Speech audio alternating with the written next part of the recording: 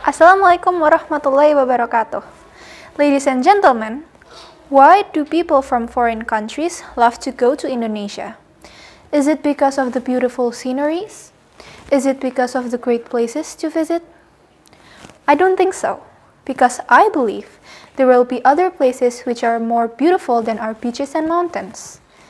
But people still come to Indonesia because of our unique culture, the one and the only one in the world. Ladies and gentlemen, my name is Diandra Rachmadita from Hidayatullah Islamic Junior High School, and today I am going to deliver my speech entitled The Role of Youth in Preserving Local Wisdom. Ladies and gentlemen, what do you know about culture? Is it about dances? Song? It's not wrong, but let me tell you that culture are not as narrow as what most people know. There are three kinds of culture. The first one is abstract culture or ideas, which is formed as an identity of a society. It cannot be touched because it lies in our people's mind. Culture as ideas is how we define ourselves and what kind of person we want to be. The second one is culture in the form of activity. It can be seen by how our people act and behave. For example, Indonesians are famous of its hospitality towards other people.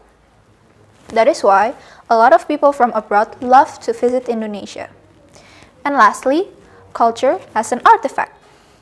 This one is the most visible form of culture. Usually, it forms as an art product such as dances, songs, and crafts. Indonesia's traditional dances such as Kecak and Sendera Tari Ramayana are some of our well-known culture. Not to mention, Indonesia also owns Jepara's wood carve and Muntilan's stone carve, which are being sold worldwide. Indonesia is very rich of culture. However, our people, especially our young generations, are slowly leaving our culture behind.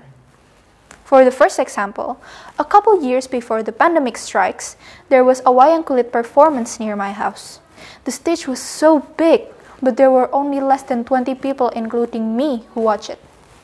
On the other hand, when there was a concert in the downtown of Semarang, I saw a lot of people, maybe thousands of them, watching it. This is very sad. Another example, our own local language is now being left behind by our own people. People tend to use English and Indonesian language in their daily activities.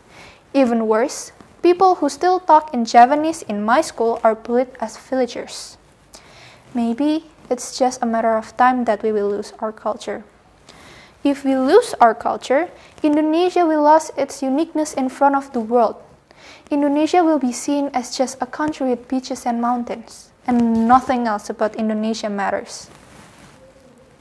As Indonesia's young generation, we have the responsibility to preserve our culture to protect it from extinction. Ladies and gentlemen, then how can we solve this problem? I have some solutions in mind. First, is we need to start culture preservation by ourselves. We can start from the small things around us.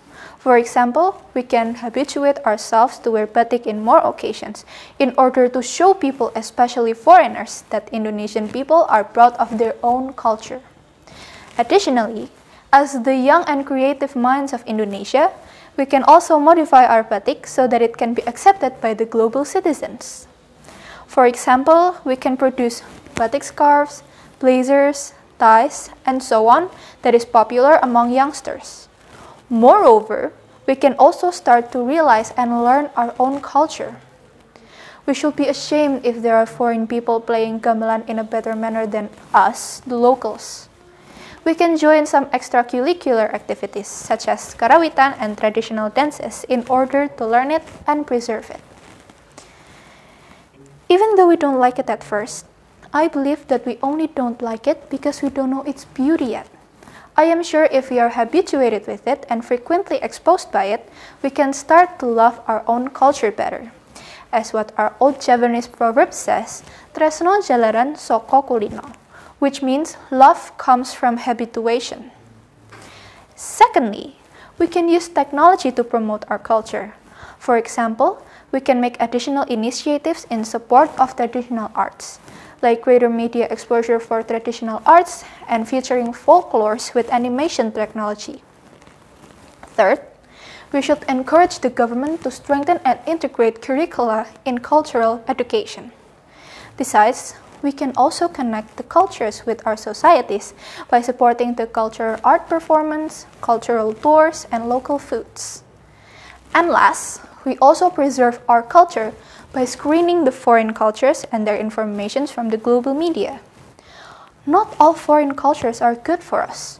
Our norms can be different from them, such as promiscuity, alcohol and drug use, or how to socialize.